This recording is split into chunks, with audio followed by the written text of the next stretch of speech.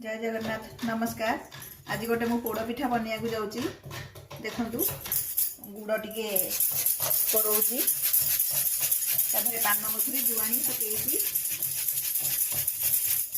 काजू खिसमिसी पेस्ता अखरोट गुजुराती छेचिया को थोड़ी गोलमरिच गुंड नड़िया कोरा दही छेनाटा गोलैकी रखी गुड़ दही छेना आउ गोलैची पिठा कला बेलू देखी पिठारे पकईबी मंडा को।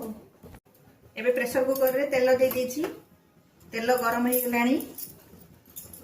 एबे से पोड़ पिठार जो गोलैकी सब रखी ताकू दबा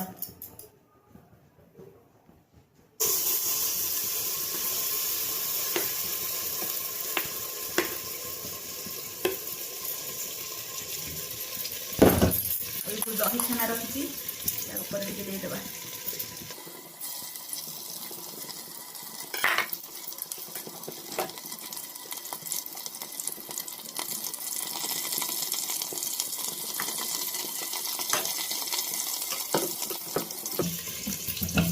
पांच मिनट टे जोर दबा तापर कमे दबा। कमे देला परे प्रेशर रो घोड़नटा देदेबा। प्रेशर रो हुइसिली आ रबर सब काढ़ीदबा काढ़ी देदेबा। देखु मोर पोड़ पिठा प्रस्तुत हो गला।